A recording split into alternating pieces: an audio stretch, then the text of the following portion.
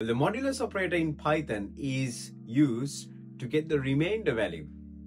For example, if it is number 10 mod 2, how many 2's are there for 10? 5 2's are there for 10. What does 5 2's make? 5 times 2 makes 10, which means what's the remainder? Nothing remains. 0 is the remainder.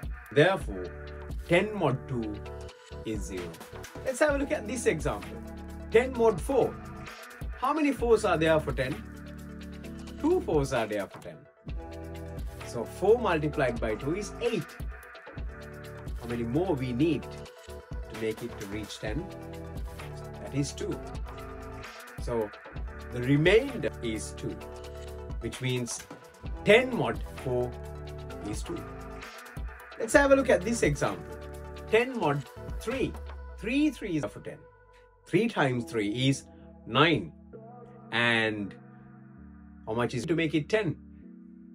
1 is remaining to make it 10.